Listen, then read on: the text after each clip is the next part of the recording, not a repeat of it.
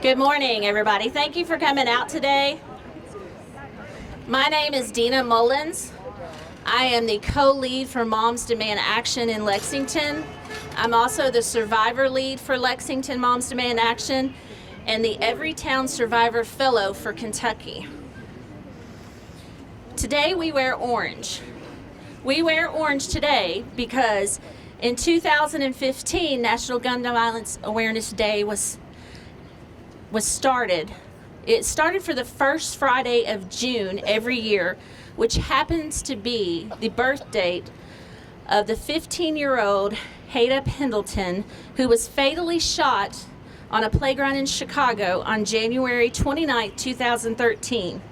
This was just 1 week after she performed at President Obama's second inaugural speech. Her friends decided to wear orange to commemorate her life and pay a tribute to anyone that had suffered from gun violence. This year is the 8th national observance of Wear Orange. It is the 6th that Lexington has put on. Tonight you will see many landmarks that will turn orange, including the Empire State Building, Superdome, Washington National Cathedral, and locally our Helix Garage and City Center will be orange all weekend.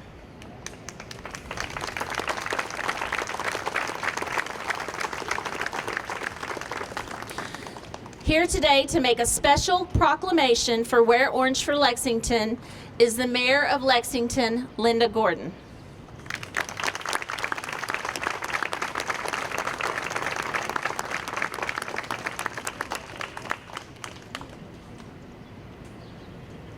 Thank you very much, Dina. Good morning, everyone. Thank you very much for being here, for wearing your orange, for making a statement. I just want to preface this proclamation, which I'm going to present to Dina in a second,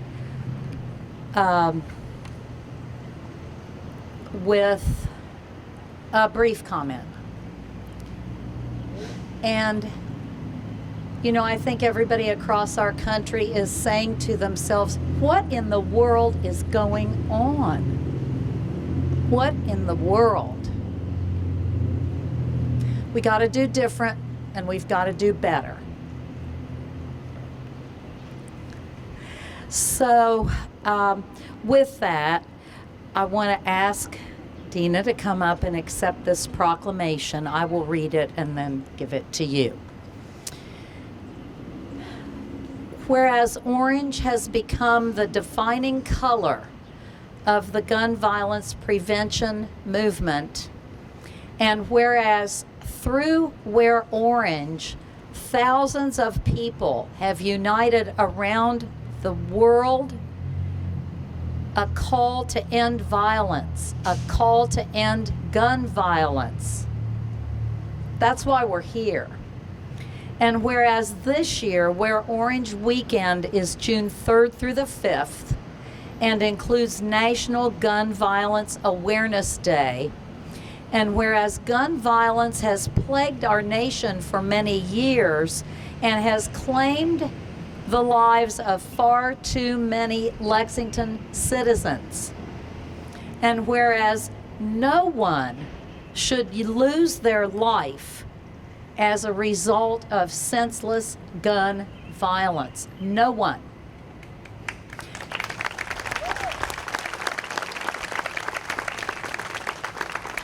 Now, therefore, I, Linda Gordon, Mayor of Lexington, do hereby declare June the 3rd through the 5th, 2022, Wear Orange Weekend.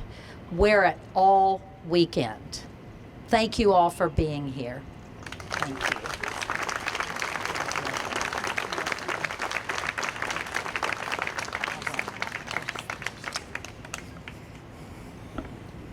Thank you, Mayor, for your proclamation for the weekend. More important of today's event is honoring the loved ones and lives that have changed forever. We often talk about mass shootings, but every day we lose 120 deaths lives in Lexington, or excuse me, lives everywhere. In Lexington, we have lost 21 lives to gun violence as of May 27th, 2022. That's 21 too many people. We have our memory wall. If you get a chance to go over and look under the Moms Demand Action table, we have a wall of remembrance of lives that have been lost to gun violence. And this wall is way too small. It should include more people that have lost their lives that we do not have pictures of. It should not be hanging. We should not have to hang this wall. We should not have to put one picture up to represent a loved one that is lost to gun violence. Too many unsolved crimes and families are hurting because no one is talking. We need to have these difficult conversations and start holding people accountable for their actions.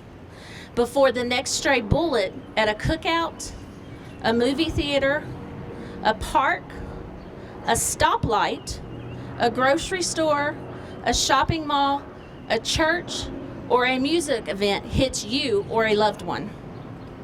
You can do that anonymously. You can text a tip to LEXPD plus your tip to crimes, which is 274-637. One of our biggest supporters in Lexington was Anita Franklin, which we miss dearly. She was instrumental in the first Wear Orange after her son Antonio was shot in 2014. She always had a saying, see something, say something, do something. And that's what we need our community to do. We need people to start talking about these crimes. Carrying on her work through the sheriff's office and community advocacy is her son Ricardo. Ricardo? Where is he? Ricardo? Sorry. Ricardo Franklin.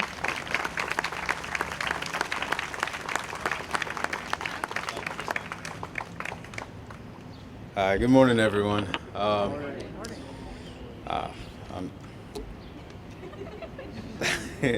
I'm humbled and I'm grateful just to be up here this morning to see so many beautiful faces.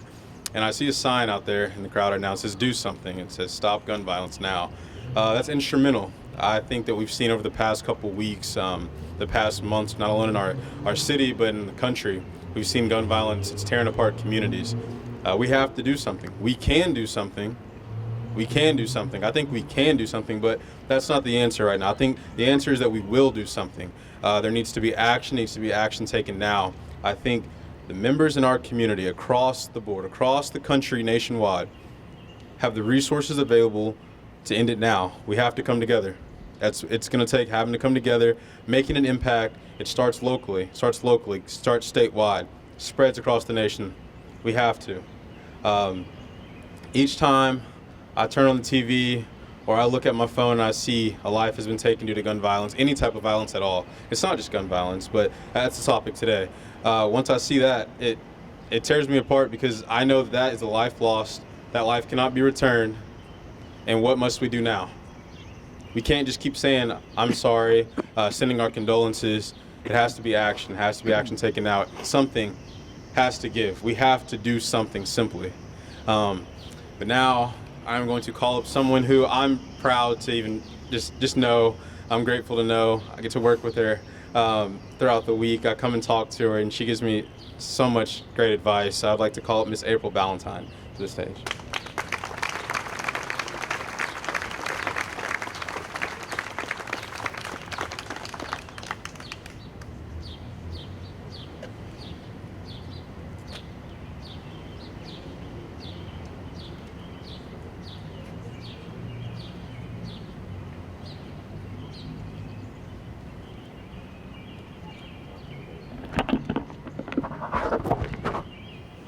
Good morning. Can y'all hear me okay? Hold on.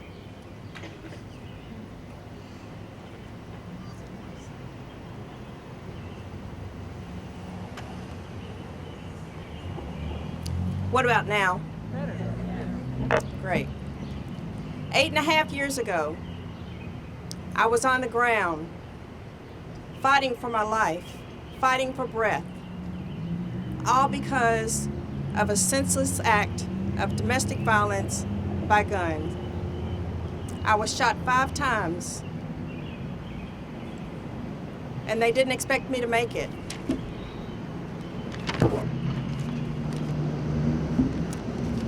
I actually woke up on the floor with a white sheet over me.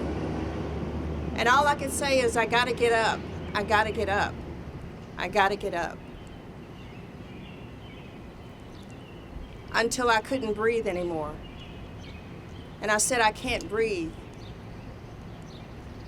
And I faded out. To flatline 3 times. To receive blood 3 times.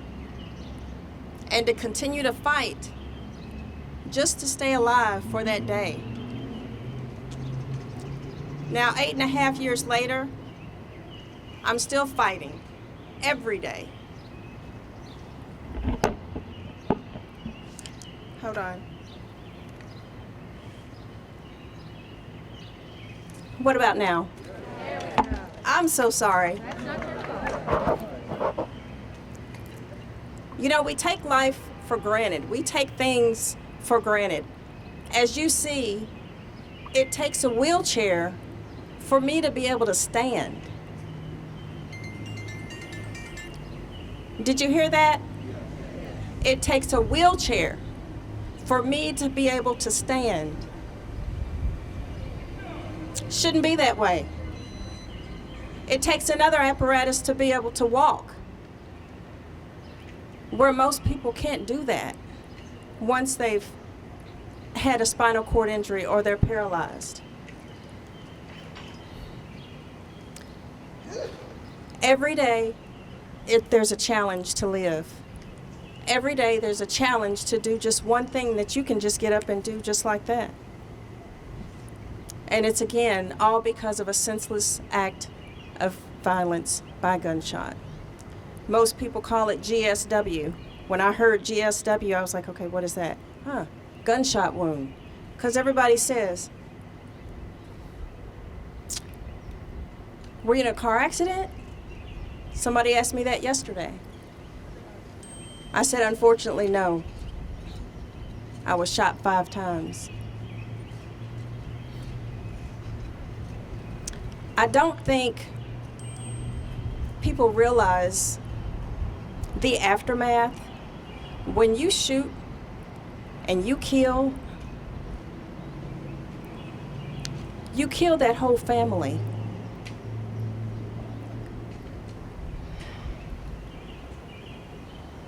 It tears many members of that family apart. And not only that, whatever the senseless act was of why you want to shoot someone, you also take away your life. So it's not just the victim, it's the perpetrator as well. I know that my perpetrator has lost family members, sisters, cousins. I've lost members to where when I've gone to the funeral, especially out of town, I couldn't even get in the church. There wasn't an accessible way for me to access it. Here in Lexington, I find there's challenges, there's struggles just to go into places. And sometimes I just choose not to go. So as we walk every day,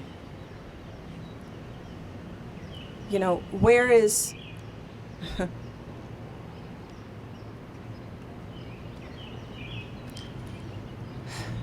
who's taking care of our kids? Who's protecting them? Who's watching over them? Better yet, who's guiding them? It's too many victims in the last 8 years. Too many victims in the last 30 days. What was it, five gunshot in 27 hours the other day? My first thought was to actually list every name, but if I list just the names from May, I wouldn't be fair to the other victims. My heart hurts every time I hear of a shooting, every time I get a notification on my phone, breaking news. I'm tired of the post, prayers for peace and comfort to carry you through. No one's child. You shouldn't have to bury your child. We've got to make some changes. I don't have the answers, but I try to be a resource. I try to be an advocate. I try to be a voice, because many of us can't speak and don't speak. We got to put away the guns and stop the violence. When you see it, say it. When you hear it, protect it. I don't know if we can do enough as an individual. It's going to take a combined effort of the whole community to make a difference. Don't take life for granted. Enjoy every moment. What I learned about this spinal cord injury is I have to live for today, not tomorrow. Because if I can't live for today, there will not be tomorrow for me. Because we all have our challenges. We all have our different things that we deal with on a daily basis. I appreciate you all coming out. Every time there's an event, we always have support. I don't think we can all thank you enough. I don't think Dina can thank you enough, and all the hard work that she's doing and putting forward, all the hard work that Sheriff is doing, all the hard work that everybody does, the police department, the Sheriff's Department. We continue to work hard. We continue to protect and serve. Let's do something, say something, and stop the violence.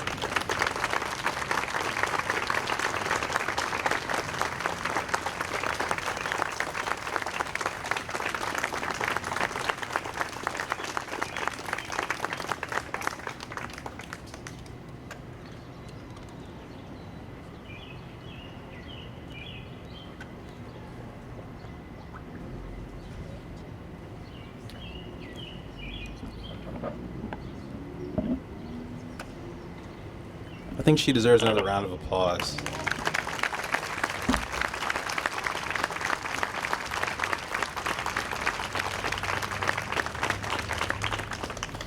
Next, I would like to ask Miss Juan, Trice, Proctor, and any other survivors that would like to come to the stage, please come to the stage.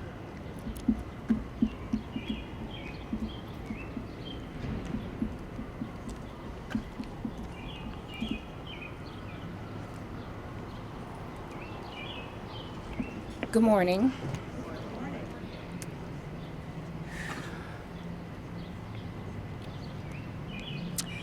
I wear orange for my son, Michael Proctor. He was 17, straight A student. Football player, he attended Carter G. He was preparing to go to college like the rest of my children. But all of that is gone at 17. I never thought I would be here. It's been almost 2 years and I still struggle daily. I don't really know what to say, but Lexington, we've got to change.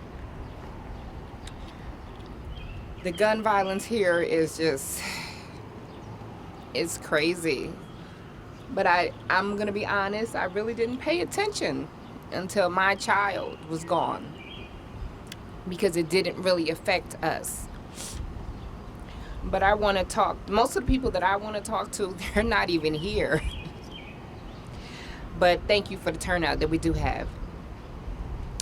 But I want to reach the children, the kids, because it was a child who took my child's life. It was a child who looked just like him. So we have to start at home. And, I just want to say a prayer and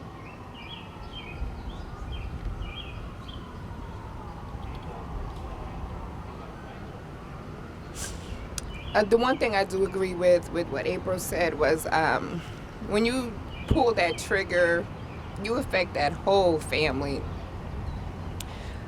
My whole family is just destroyed, and I don't think these kids realize that. I don't know if they think it's a game. I don't know. I can't comprehend it. But when you pull that trigger and you take another child's life, that family is just devastated. And the only thing I can say is just before any actions occur, just take a minute to think what you're doing, who you're affecting. That's all I can get out. Thank you.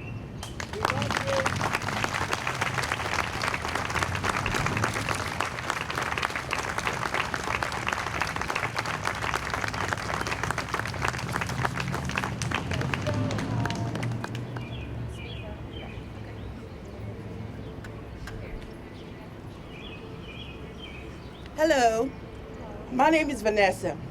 My mother, Alice Carter, is probably the oldest person has been a victim to gun violence. I ask that everybody out here and this whole community to join us in writing your political leaders and asking them to hold these people accountable for the damages that they're doing. They're hurting families, they're hurting the communities, and they're hurting themselves. So join in. I have no idea what we can do, but our political leaders do. They know they can make rules. They can make these guys be held accountable. So please join each and every one of us to put an end to this gun violence. It's senseless. Thank you.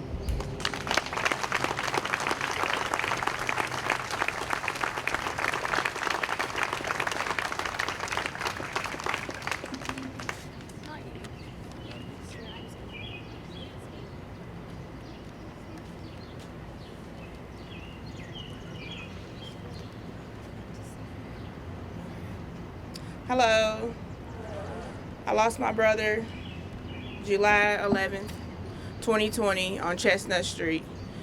He was gunned down in the wee hours of the night, and there was a lot of people that was out that seen him gunned down, but no one wants to speak up and tell what they seen. They think it's snitching, but I just want people to put this as a learning experience because it's going around rapidly.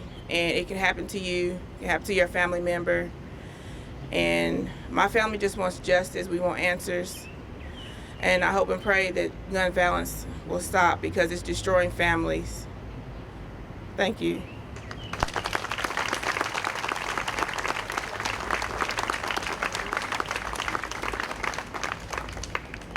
Is there any other survivors? I don't want to leave anybody out. I think I didn't mention is I am a survivor also. My son, Sean Howard, was murdered August 5th of 2017. His murderer is walking the streets, was found not guilty, lack of evidence. So he is walking among the streets with us. The next person I'm going to introduce, I'm not going to tell a lot of my story, is my daughter, Shelby Howard. She is a survivor. She helped with Students Demand Action when she was in high school. She also helped lead the March for Our Lives downtown in 2019, I believe. The pandemic has got my dates off. She's going to come and speak now. Shelby Howard.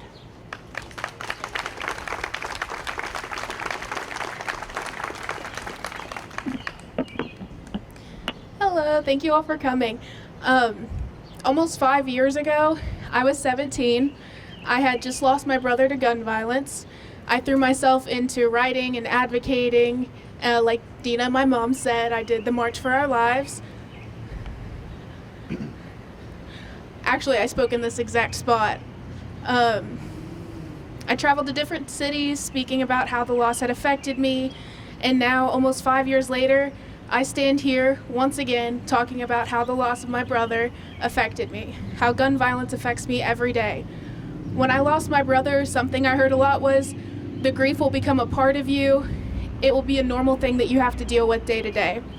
The grief I went through and that I currently go through is now normal, and it's a part of me. I wash the dishes and I think about my brother. I go to the grocery store and I see his favorite snack and I think of him. But the worst part is that the memorials are normal, the posters, the shirts in memory, the candles, the RIP posts, the court days and the trial dates, the autopsy photos, friends posting about loved ones they've lost, family members, close friends. It's all normal now. Everything is normal now. Do you hear me when I say that? People being shot and killed in Lexington is now normal. It's something everybody hears. I don't know about you guys, but I'm very tired of normal.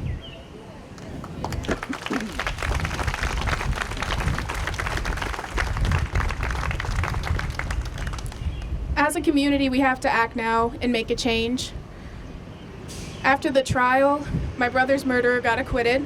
He's roaming right now with his friends, his family. He's doing everything that my brother can't because my brother's life was taken by the hands of an illegal gun. Because of that verdict, I have decided to go into law to be a criminal prosecutor who can put these people who are killing our community away.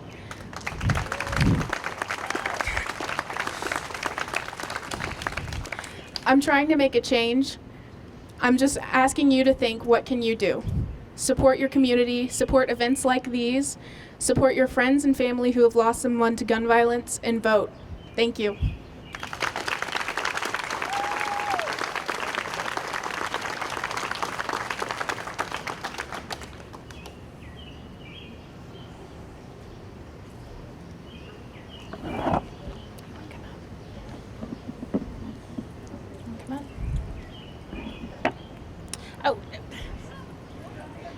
We have another survivor that just joined us, Tiffany Clark. I'm going to ask her to come up and speak. You're fine. Miss Tiffany Clark.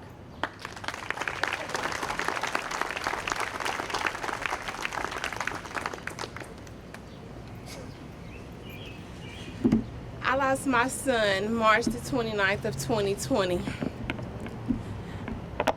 I'm sorry. I lost my son March the 29th, 2020. He was a twin. The hardest thing about losing my son was I can't adapt to everyday living. We're survivors, but we're surviving a lot of emotional, mental issues.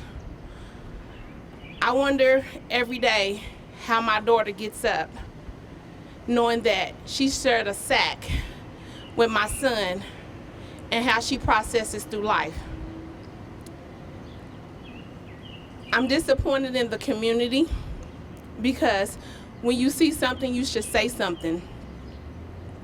We come out here, we support, we talk about our grief, but if you see something, please speak up and say something. We start with change within. I'm just asking our community to keep promoting, keep helping us as survivors, to help us with any investigations, any knowledge of what happened, and a change one day I do believe is gonna come. I ask for strength because I am numb to the world right now. The process of me losing my son, I'm tired. Sick and tired of being tired. I'm sick and tired of being sick and tired. We live in a community that can help. I just continue to ask you to pray for my family and my friends, my survivors, my sisters, that we belong to a camp that we shouldn't even belong to. Thank you.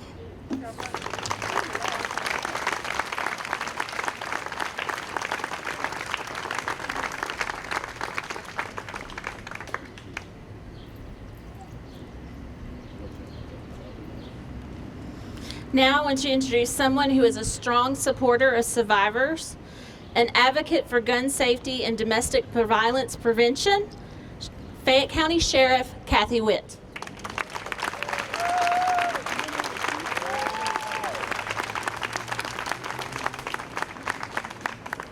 Good morning, everyone. I wish that you could have heard these powerful words spoken here this morning, maybe more than you were able to do. So I hope that when this is over that you will take a minute and come up to these moms and tell them just how grateful you are that they actually shared their story. There's not one of these moms who have lost their children who want to be here today, because to be here means they have lost the most valuable thing in their life. Grandmothers as well, brothers, sisters. And the mayor is right. We got to do better. We got to do better in Lexington. First and foremost, in Lexington, we have to do better. Our citizens deserve it. Our children deserve it. These moms deserve it. So you take the words of these moms that you heard today, and then you take the inspiration that you heard from April today, you put it together, and you've got the ingredients that will make us stronger. Senator Thomas, I was honored when the FBI asked me to join them in creating an extreme risk protection order file. We have that file on the national level right now, and I know you support that legislation, and we're going to support you in ensuring that we get that legislation next year. Kentuckians deserve it. But today I stand before you to say, there's someone in this community, more than one someone, who knows what happened to Soraya's brother. There's someone in this community today that knows what happened to Tiffany's son. There's someone in this community today that knows who murdered Tyler Williams. There's someone who knows when DeAndre Green opened his front door with his two young kids upstairs and was shot there in his doorway. There's someone who knows who did that. We hold the most powerful resource. We have to share information. Lexington Police can and does an outstanding job. They can't solve the crime without you sharing the information.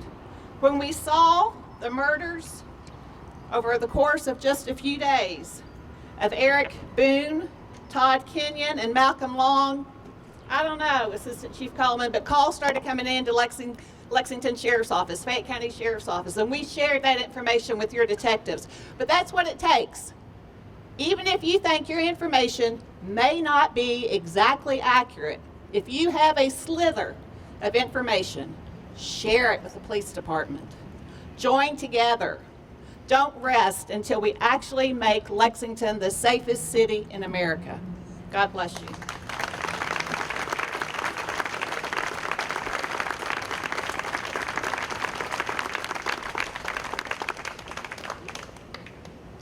Working closely with the community and supporting programs to combat gun violence is Assistant Chief Sean Coleman.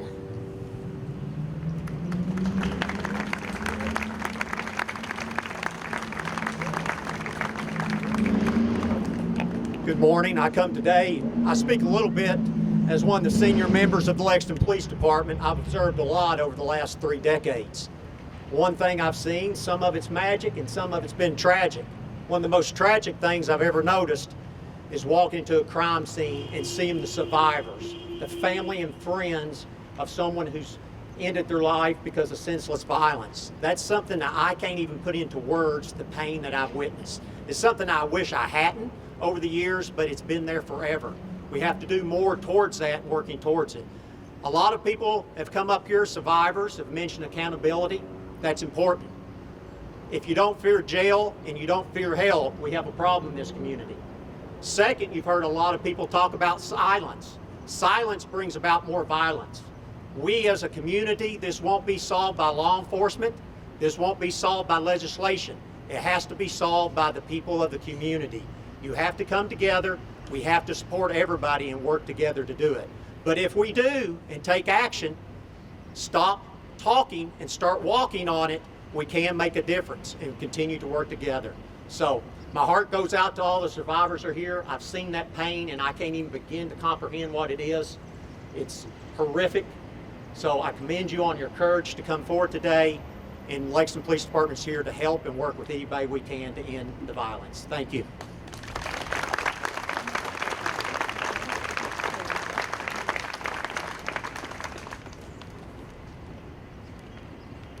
I want to introduce someone who has been a supporter of Moms Demand Action, gun violence laws, and issues in our community that helps to prevent gun violence. Senator Reggie Thomas.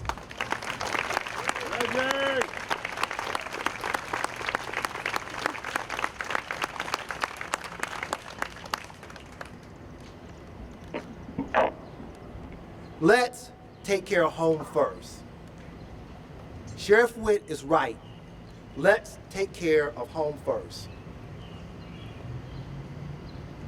Number one, we have a problem with too many guns in America. Too many guns in America. By all accounts now, there are over 400 million guns in America. This is a little more than 300 million of us. Too many guns. And we've got to stop that.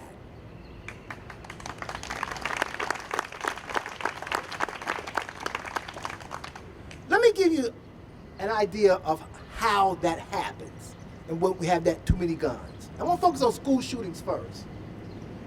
In the last 30 years, we've had three major school shootings here in the state of Kentucky. What do they have in common? East Carter High School. Teacher and custodian killed. Perpetrator, age 17. Heath County High School. 3 children killed while praying. Perpetrator, age 14. Marshall County High School, just 4 years ago. Perpetrator, age 15. All of them under the age of 18. That's a problem. What we have, when we in America see now, it's easier for children to get guns than for parents to feed their babies formula. We are woefully upside down here in America. And that's got to stop.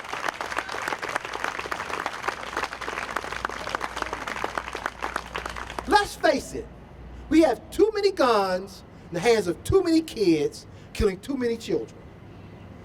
So I propose this. Let's start with just simple background checks.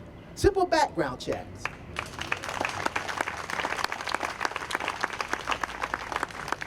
Mayor Gordon and I talk a lot. We work well together. And she tells me that here at home in Lexington, 88%, 8 out of 9 Lexingtonians want background checks. But her hands are tied. Because under our state law here in Kentucky, all gun laws have to be universal across the state. And the fact of the matter is that sometimes urban issues are different from rural issues. So we're going to change that law and allow for urban issues to have the flexibility to adopt gun laws that are different than rural issues.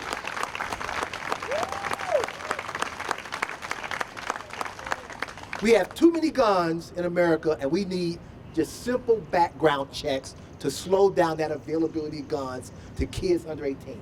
The point number 2.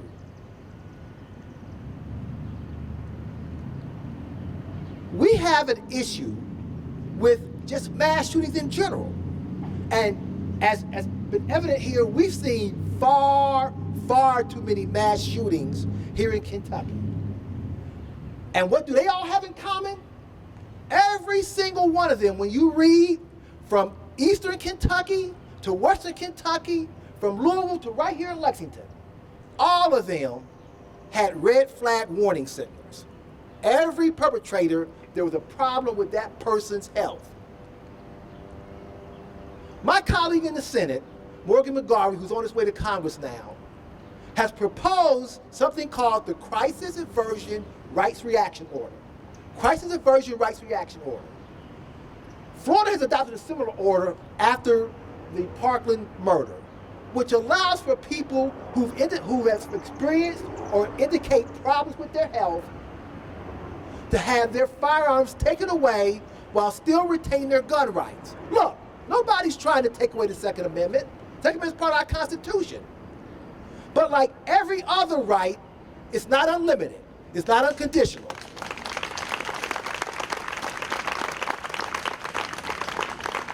So I promise you here today, I'm going to take up that mantle, and next session, I'm going to file that legislation to impose crisis aversion rights retention orders so that we have people who have problems, showing problems of mental health, their guns can be taken away, and so we can put a stop, or at least close the gap on all of these mass murders here in Kentucky.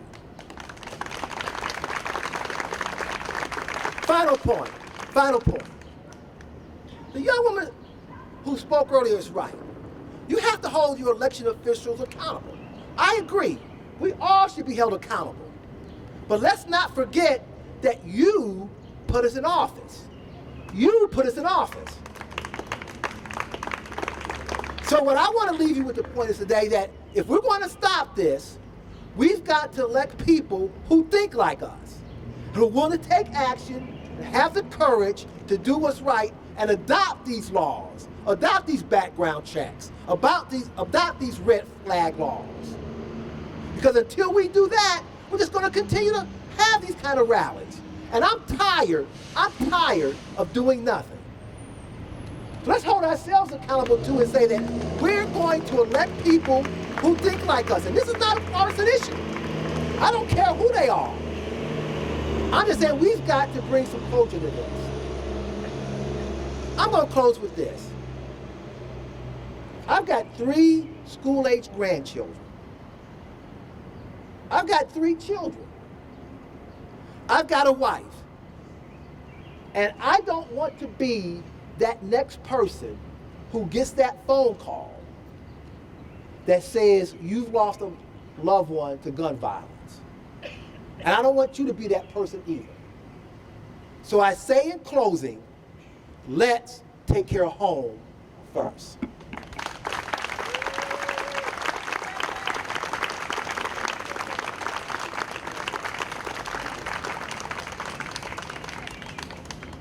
I know that we have some other elected officials or people from the faith community. If anybody would like to come up and speak, Rabbi, Pastor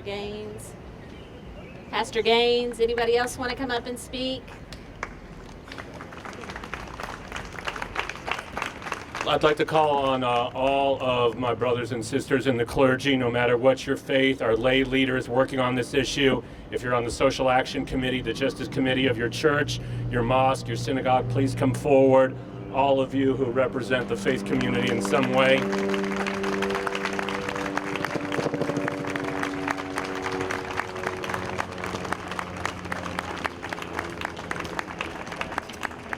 I want to thank our elected officials for their leadership. I want to thank our survivors, both those who have personally been shot and those who have had friends and family members shot and killed, shot and injured, for their testimony, for bearing witness today.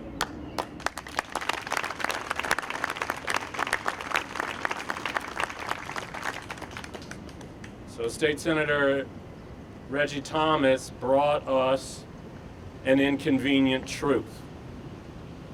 It's an inconvenient truth that until we fundamentally change the way that we have this debate, nothing's going to change. Until we fix campaign finance reform, we have to face the reality that there's very little or anything that's going to get done. When Senator Thomas talks about accountability, he's absolutely right. Let's make sure that our elected officials are no longer accountable to the gun lobby, but accountable to their constituents.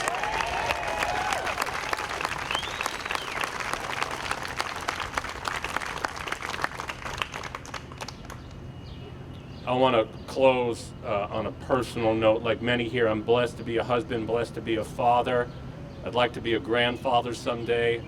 I've sent my kids to Kentucky public schools. I went to Kentucky public schools.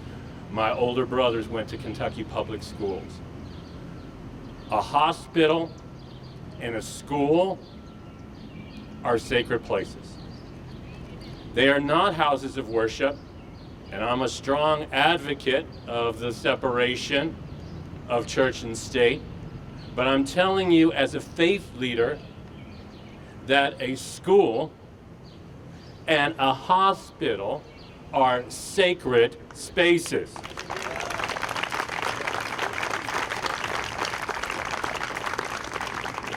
And I'm here to tell you, as the son and the grandson of a physician, as the nephew of a physician, as the cousin of a physician, that when I see doctors and nurses and EMTs being gunned down, I do take it a little bit personally. And each and every one of us, according to my faith tradition, is created B'Tselem Elohim, in the image of the divine. And when we allow this to happen, we diminish the presence of the divine in our world.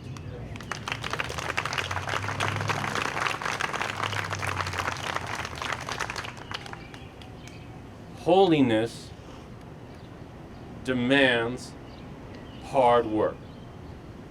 It's going to take long, hard, painstaking work to bring about the kind of change that is needed. So I hope and I pray that we're going to go beyond hopes and prayers, and that we're ready to strap in and hang on for a long, hard fight, because that's what it's going to take to get any progress on this issue. The Bible doesn't compliment or praise or acknowledge Adam and Eve for being the first survivors of a homicide. Nor does it condemn them for being the parents of the young man that committed it. What Bible does lead us to infer is that every homicide is a fratricide, that every war is a civil war. When you take anyone's life, you have ruined and permanently changed someone's family, that every life is sacred, and that it is up to us. It is up to us. Let's go forward from today, honoring the words that we've taken with a willingness to act. May God bless you and keep you. May the light of God illuminate the journey before you. And may God give to each and every Kentuckian, American, and citizen of this precious, beautiful, and too often brutal world the most precious thing that God can offer us, the blessing, the work, the promise of shalom, of peace. Thank you.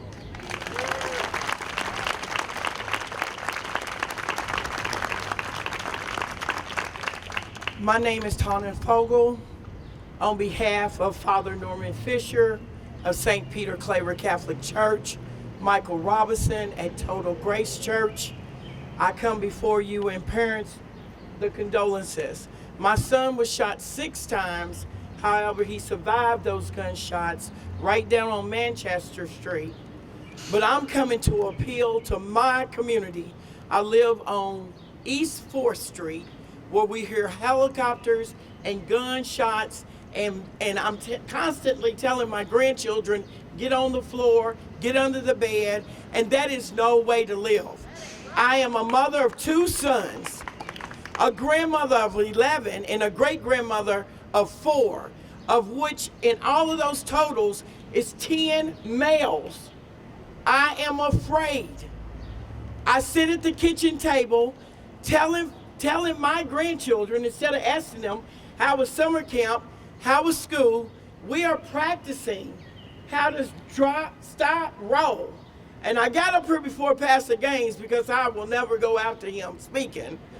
And I wanted you all to know, for me, I don't know how tight y'all got those cameras, East End, West End.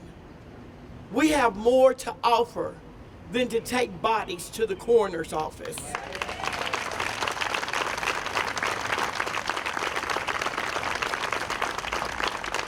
We have more to offer in our community, in our culture, in our race, than take bodies to Unity Church because you have to wear a mask and you can't really put your family away the way you want to, because still there's regulations when you are burying somebody.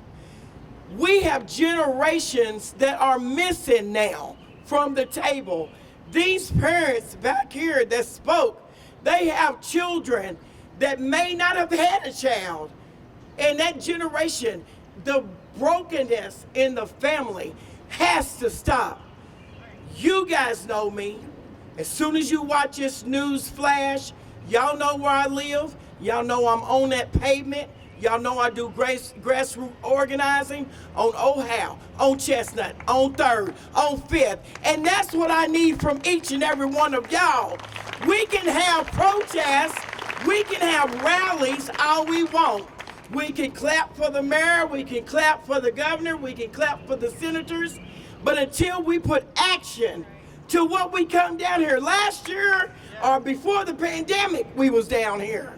But what has taken place in between that? We need action. Yeah, there's a distrust between our community and the police station, but somehow, somewhere, we've got to find a common bond, because I'm tired of going to funerals. I have gone to funeral after funeral after funeral, and that's unacceptable. Tana Fogel, thank you.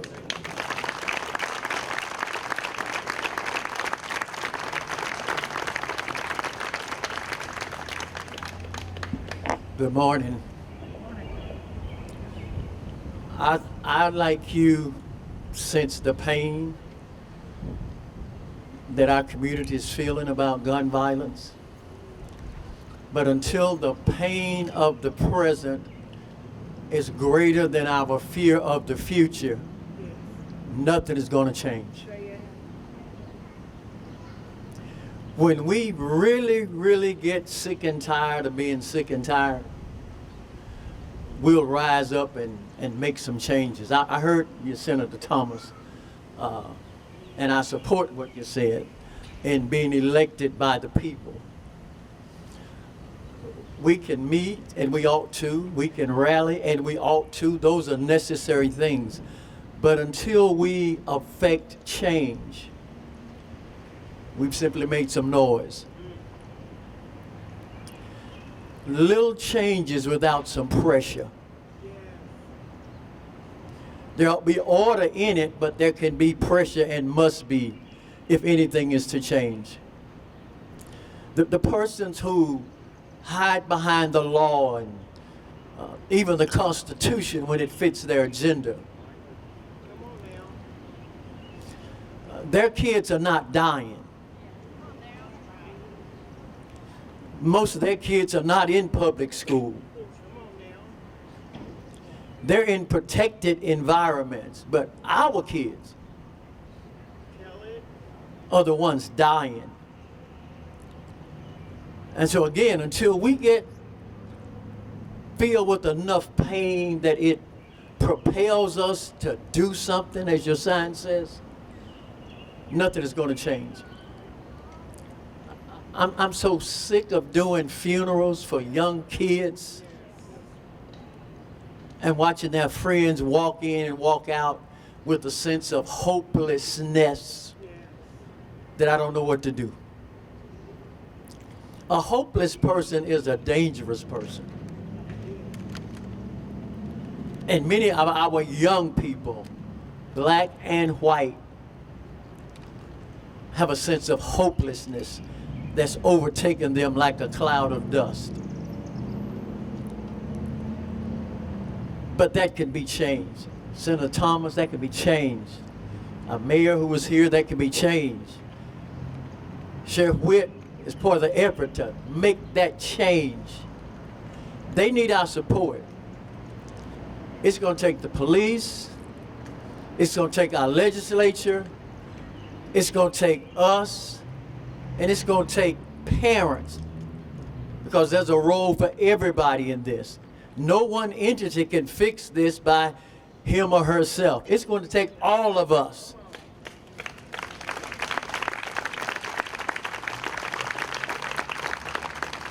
When my toe hurts, my whole body hurts. I ought to be concerned about your child, and you ought to be concerned about my child. No matter the zip code, no matter the skin color, I'm not operating my head in the sand. I understand historical issues that we're dealing with, but are we going to focus on that, or are we going to save our children? We ought to, if there's nothing we can come together around, it ought to be the safety of our children, who are the most vulnerable in our society. I can't imagine sending my child off to school or taking them to school and getting a call 2 hours later saying they've been killed at school.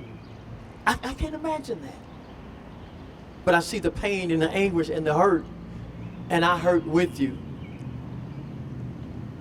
Tiffany is wounded and has been wounded. And I pray for her healing daily. Somebody knows something. Somebody somewhere knows something.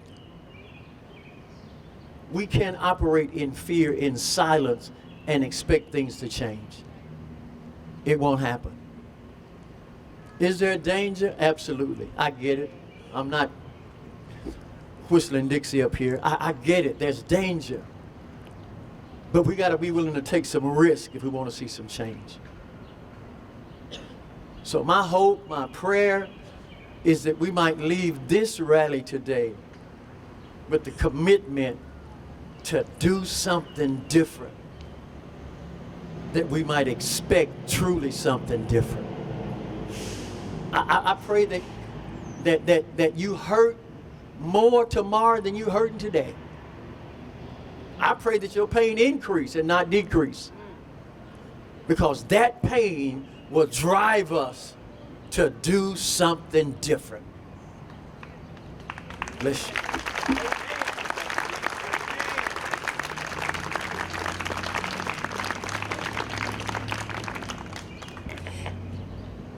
So I hadn't really come here to talk today, but I've sure been reflecting on this.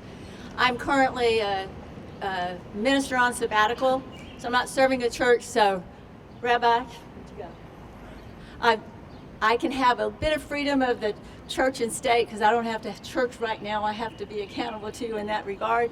Something does have to change. I grew up in Texas in the 60s and 70s when one of the first mass shootings took place, when someone climbed a tower at the University of Texas and just opened fire on campus students randomly walking on the campus. So that has stuck with me all my life. On the other hand, just yesterday I went to Kroger to buy some Sudafed. I had to show my driver's license. I am on a national, some type of paper, reporting that I can't even go to California now to buy more Sudafed until my time lapse.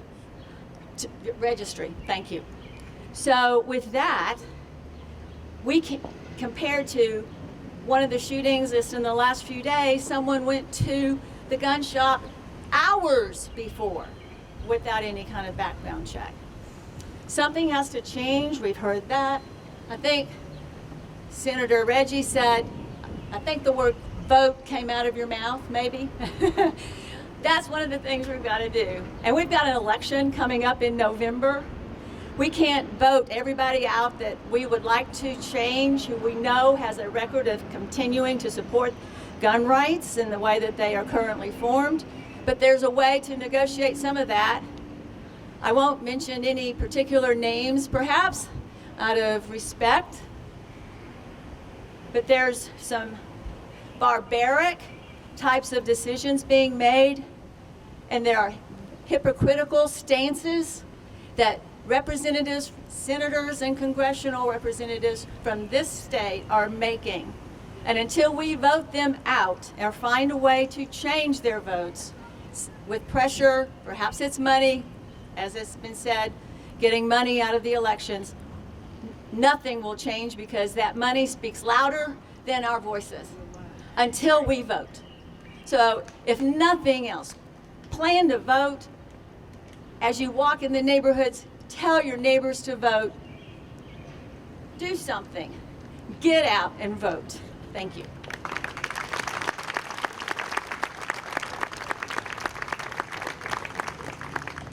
Good morning. My name is Melissa Holland. I am the Interim Executive Director of the Kentucky Council of the Churches. I am also the Ecumenical Officer for the Roman Catholic Diocese of Lexington. I have also been serving this past semester as a substitute at one of our public schools. I tell the kids when I'm there, I said, you know, I don't need this job. I'm here because we don't have enough teachers for you, and I believe you have the right to a good education. And if people who know that there's a need and have the time and the opportunity and the ability to step up to fill those spots, then they become part of the problem. Folks, each and every one of us needs to reach out individually and become part of the solution. Here in Fayette County, we are in dire need of teachers and substitute teachers. I was given an emergency teaching certificate because I'm not a registered teacher to go in and serve at a middle school. I had a young man tell me who is going into high school this next year. We had a program at the end of the school year where they watched a video, and the question was, what are you excited about going to high school? And what are you concerned about? And this young man looked at me and he said, I'm not excited about any of it. I am not worried about any of it. I just want to live life. He just wants to live life. Folks, we have got to give these kids an opportunity to have goals in their lives, not just to live life.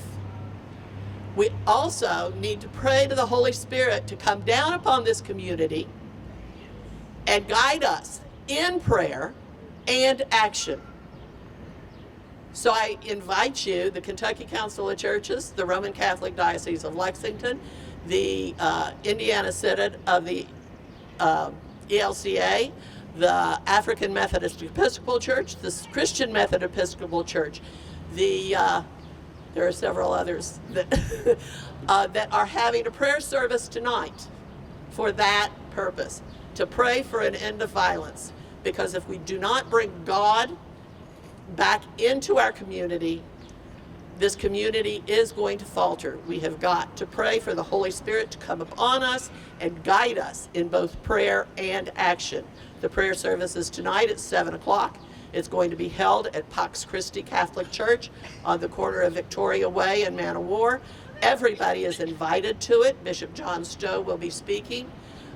We will also have the superintendent, the assistant superintendent of the Fayette County Schools, and the superintendents of the Catholic schools here in our diocese. So please come out, fill that church, so that we can pray for the guidance that we need. Thank you.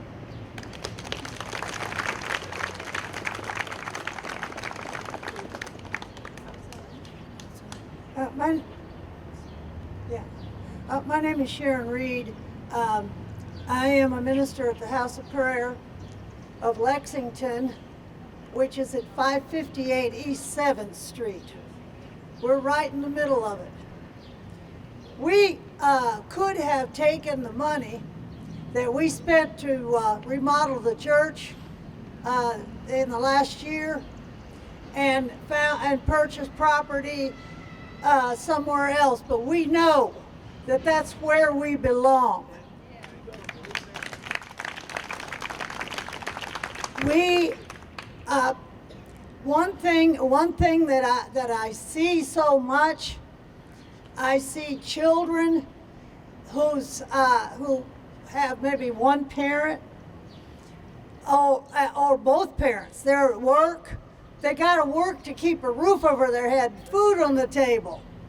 But then the children are left to fend for themselves. We need to get together as a community, find these children, because it starts down here. Children that are abused grow up to be bitter and angry and looking for something to ease the pain inside of them. Too often they turn to drugs and alcohol. And I'll tell you what, I have been the victim of domestic violence, and it was mostly drug and alcohol. So we need to find a way. Teachers, if they recognize something, tell the principal. And principals, do something about it. Get people involved. There's a gentleman over here who has been involved with children most of his life. He worked with the youth of this city. I'm not going to name him because, he's walking. Anyway, all right, you walked away from me. Anyway, he can tell you that we need to get a hold of these children. Yes, we need to outlaw assault weapons. I can't imagine how that can be used to protect the home. If you really want to protect the home, a .22 revolver will get the job done. And you don't need to take it outside the door. I grew up around guns. We put food on the table. I'm a country girl. But we never even imagined using it to fire on anyone. So please, let's try and get our children before they get these mindsets. Get some activities. Parks and Rec is trying to do it. We need to get out. If you see a child needs it, get them in the program. Find out what programs are there. Be a village. Be a community. In Jesus' name.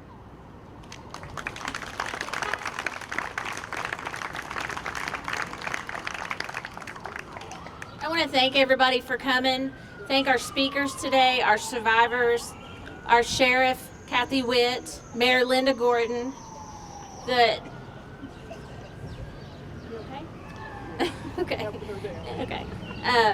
Assistant Chief Sean Coleman, Senator Reggie Thomas, and all of our survivors and individuals that spoke today. We want to thank you guys for coming out wearing orange and supporting us. In closing today, I'm going to turn it over to Kathy Crow, who's a co-lead for Moms Demand Action. She's going to close our program. She is a Moms Demand Action legislative lead for Lexington. Kathy Crow. Okay, I'm a short girl, so I got to pull it down. A lot of what I was going to say today has already been said, but I'm going to hit some of the highlights about what's going on nationally and in Kentucky.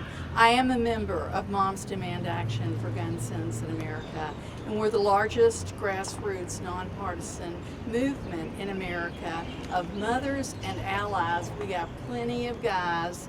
My husband's one of them over here with his mom's shirt on. And we demand common sense solutions to keep citizens safe from gun violence. We're part of Everytown for Gun Safety, which also encompasses the Survivor Network. We are not about gun control. So get that out of your head. We are about sensible gun legislation which does not infringe upon the Second Amendment to keep children and families safe. Shannon Watts, you've probably seen her on TV. She started this organization from a Facebook page in her kitchen after Sandy Hook. We are a powerful group. We have more members than the NRA. And we fight for you to keep you safe. Like most of you, I am heartbroken. I'm angry. Every time, as others have said, you turn on the TV or news, we've got another one. We want to be safe. We're tired of mothers, survivors over here, losing their children to day-to-day gun violence. 120 people lose their lives. It is the leading cause of death for children and teens, surpassing car accidents. Now's the time for action. This is a public safety problem. Here's the facts about Kentucky. We're the 14th highest rate of gun deaths in the U.S., 770 deaths every year. Kentucky ranks 40 out of 50 for gun safety. We have over 400 million guns in this country, more than people. It's easy access to guns that's the problem. If more guns made us safer, we'd be the safest country in the world. We've got an epidemic of gun violence. The average gun owner will never use their gun for gun self-defense. Most often it's accidents, or it's used to intimidate other people, threaten and harass, escalate problems. Other developed countries, they've got violent video games, they've got movies, mental health problems, socioeconomic problems, but they do not have 120 people dying of gun violence every day. In this country, our children are 50 more times more often to die of gun violence than other developed countries. What can we do? We can't harden everywhere. We can't put the burden on children to have them scared to go to school, constantly getting ready for a shooter. We can't harden our parks, our gas stations, our doctor's offices. But what can we do? Nationally, we can urge the Senate to pass. We've got 50 senators who are not budging. We need background checks, as Reggie has said. People can purchase a gun online from an unlicensed dealer or at a flea market or at a gun show with no background check. We need to close that loophole. We need red flag laws. Crisis aversion rights retention is one of the red flag laws that we can use. With due process, we can remove guns from someone who's shown to be a danger to themselves or others. Regulate assault weapons. The common thread in the 15 recent mass shootings, including Uvalde, is the shooter used an AR-15. We had a 10-year ban on assault weapons. It expired in 2004, after which mass shootings tripled. In 1994, there were 400,000 AR-style rifles. Today, there are 20 million. Australia, Canada, New Zealand, European Union, they've all banned these weapons. Raise the age to purchase a gun. In males, the frontal cortex isn't developed until age 25. And we've got 18-year-olds that are able to buy an assault rifle, but not a handgun.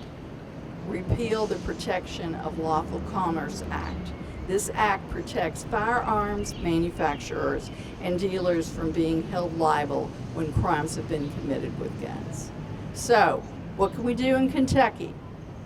We can pass the Crisis Aversion Rights Retention. It's come up 2 years in a row and it stays in committee. The majority will not let it out of committee for a House vote. We can reinstate permit and training and license for concealed carry. 2 years ago, the NRA came in and our legislatures stopped this. Accountability for safe storage. Keep your guns locked up. Do not keep your guns in your car. There was an article in the paper a couple days ago about how often these guns are stolen. A stolen gun is a crime gun. We can strengthen domestic violence laws and we can regulate private gun sales. So in Lexington, unfortunately, Kentucky is a preemptive state, which means no local laws can preempt federal and state laws. So we can't have any laws in Kentucky right now that'll help us with gun violence. We can support our mayor, police, sheriff for any gun violence prevention they have. So here's a call to action. A couple of people already talked about this. Get involved in elections. Know your candidates. Know who supports common sense gun legislation and vote for them. Right now, we've got one nationally candidate, and that is Charles Booker. So here's what we're up against, and the rabbi talked about campaign finance. Besides the NRA, there are several other gun right organizations to work with, and they influence Congress to prevent sensible gun legislation. Combined, these organizations paid lobbyists $15.8 million last year to influence Congress. They've spent $200 million since 1998. But what do we have which is more powerful than money? We've got our voice, and that is our vote. Use it for the change that you want to see. Contact your senators, Rand Paul, Mitch McConnell. Let's flood their inbox with mail. Put the pressure on these leaders to keep us safe. At this table over here, there is a piece of paper that you can take a picture of. McConnell, Rand Paul, Andy Barr, all their addresses are on here. Gun Sense candidate Charles Booker, you can take a picture of this and use your voice. Get involved with your community. Work to end gun violence. We have to pull together. We have to use our voice, and legislatively is where the action is. Thank you all for coming so much today.